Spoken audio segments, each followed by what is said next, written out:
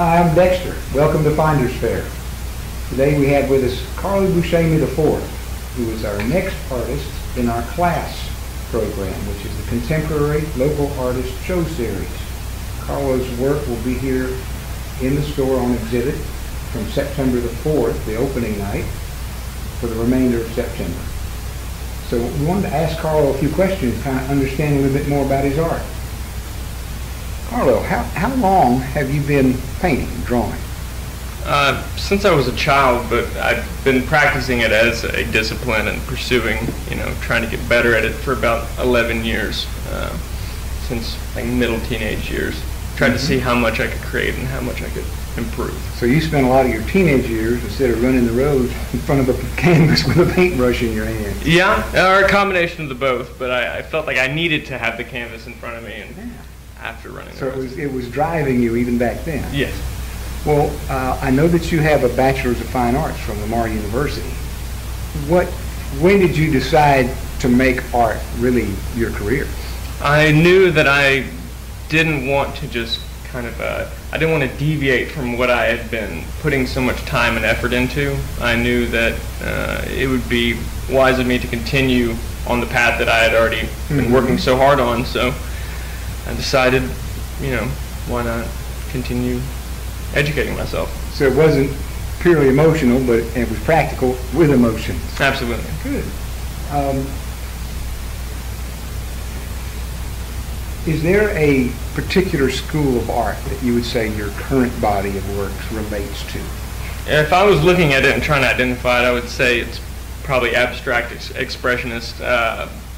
It's a very emotional, spontaneous body of work at the moment. Well, that's the way I would have described it, but I know that there's so many schools of art that mortals like me don't even understand. You can pick and choose whatever you want. Yeah, it's not. Do you kind of categorize yourself as a abstract expressionist? No, I mean, I don't make decisions based on that category or any kind of like self-identifying term. You're looking at it after or during your process, I would say that it makes sense to call myself that, but it's not a. So you're not trying to fit into a school of art per se. You're creating what's inside you. Yeah, it's a sincere expression. Yeah. Okay.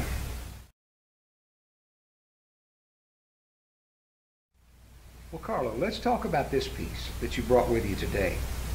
Now, it's interesting to me. I see three colors: black, red, and white, and some tinting of the white with some of the red. Is there a reason for that? There's no formal reason for it. It was just a part of a spontaneous decision. I felt that they represented what I needed to see at that time, and I reacted to the first decision I made, and I continued from that. It's all very guttural.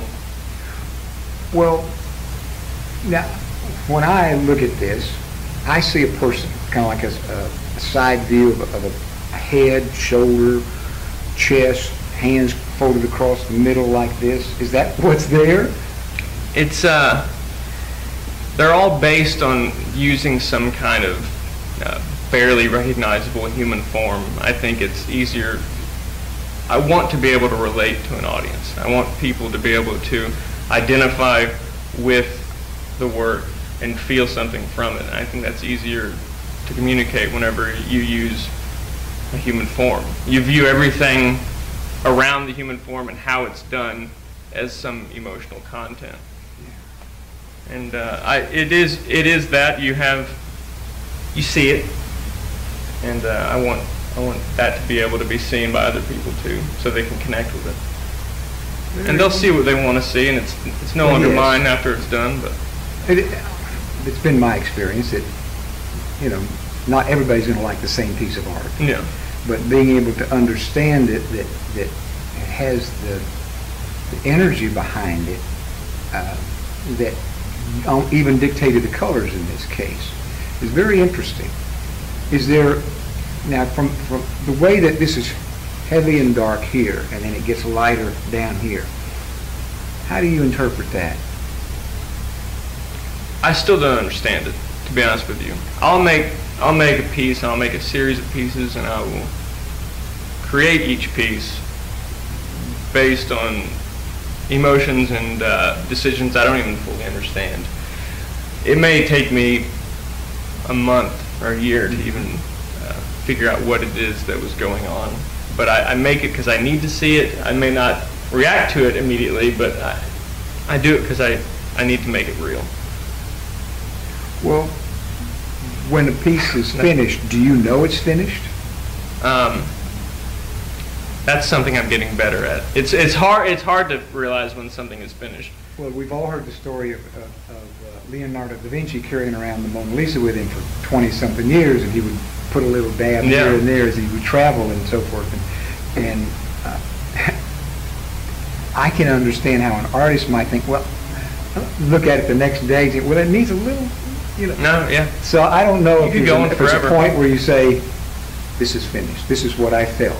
I think the best thing, I would keep going forever. If this was the format in front of me, if it was the canvas, I would keep doing it because I need to keep painting. So I've found that if I just move on to a new canvas and continue, you get a lot more paintings out of it, and you have more work out of it. So. Well, and I can see that if you cover it up and let it metamorphose into something else, then you have lost what you were originally seeing, and that was of value because it brought you to the next phase. Yeah, and a lot of times I'll get rid of work that wasn't very good. You paint over it, you leave some of the ideas from the previous painting, and but if you're not satisfied with it, you don't want to. You destroy it. It's dangerous to keep bad work around you. Yeah. That's interesting. Well, let's look at a couple of these other ones that you brought with you. Let's talk about this piece that you brought. This is a more soothing kind of, the colors, I guess. Yeah. Is there a reason for that? In the series, there's a combination of loud and chaotic and quiet and more minimal pieces. This is one of the more quiet, the more subtle pieces, if you can call it that. Yeah. I definitely would. But now you said something about the human form, and I don't see it in this one. There's a head shape going on right here with the red. Yes, now I can see it. Yeah. And why do you put the human form in there? It gives you something to relate to. It gives you some kind of emotional connection to the piece. Now, have you always done that? No, for a long time I was working purely abstractly. I was balancing out shapes and lines, and I was just reworking the equation forever, all day, and it lost feeling. There was nothing to it anymore. It was like doing a crossword puzzle or something. So I added that human form so I could connect with it again, and so that other people could connect with it with me. Well, I've always had the notion that artists go through phases, like we've all heard of Picasso's blue period and so forth. And I can see maybe what you're saying to me sounds like you had an purely abstract period, and now then you moved into this with the connection with the human form. Yeah. So, do you think that, is this the kind of work you want to always do, or are you open to changing? Or when I was doing the abstract, the purely abstract work, and that's, if you asked me that then, I would have said, well, I don't know what else there is, but there's, it's going to change. I'm going to have to move on from this and take what I've taught myself or learned about it and apply it to the next idea, the next thing, whatever that is. So 50 years from now, when they're writing books about Carlo Busceme IV, we're going to have his abstract period, his human form period, and then who knows what else. Yeah, who knows.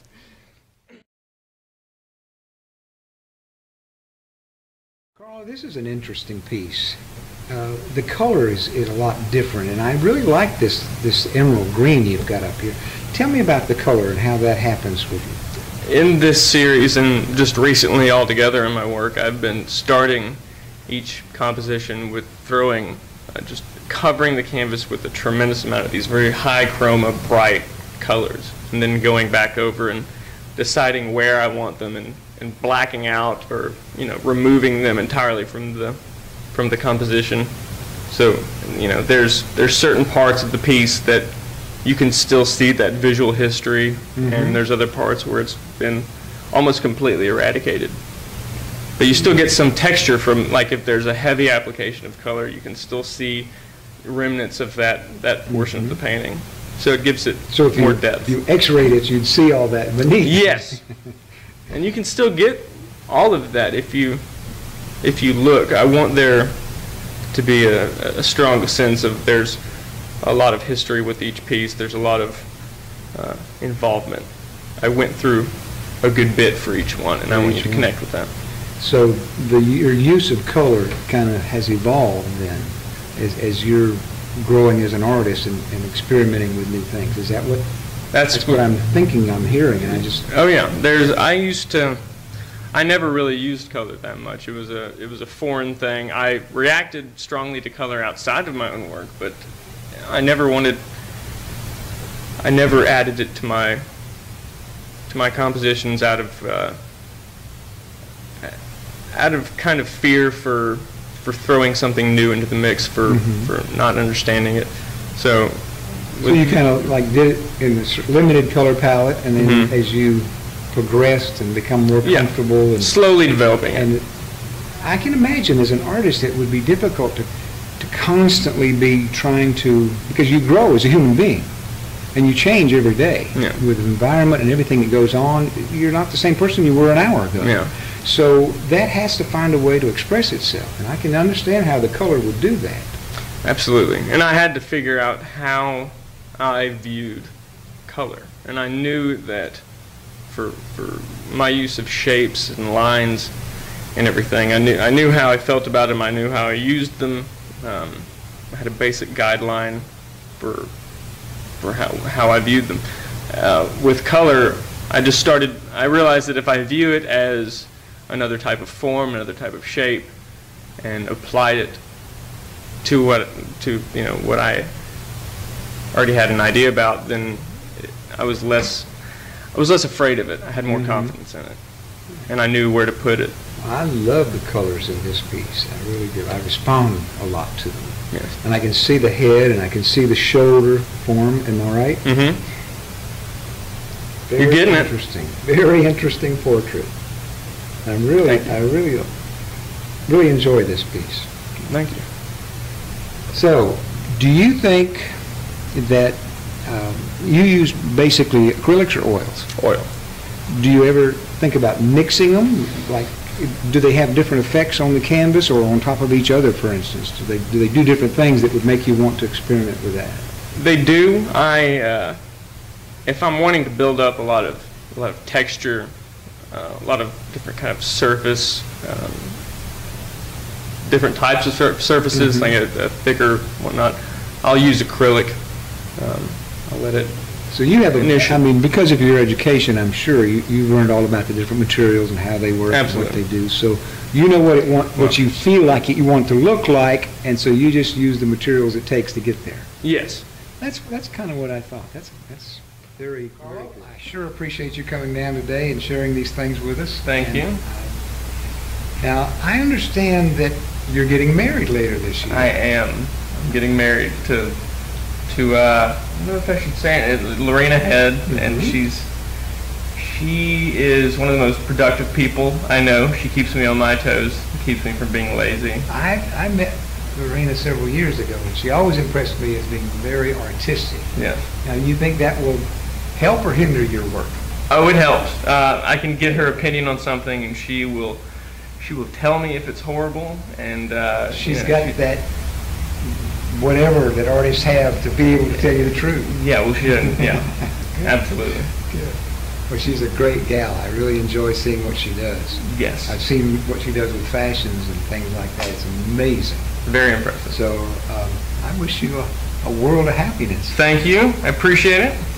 And we thank you for watching, and remember, this is the C.L.A.S.S. Contemporary Local Artist Show Series at Finders Fair, and Carlo's work will be exhibited on the first Thursday of September, that's the 4th, and it's an open house from 5 to 9. We hope you'll come down and meet Carlo and see his work, and his things will be here on display for the whole month of September. Thank you very much. Thank you, Dave.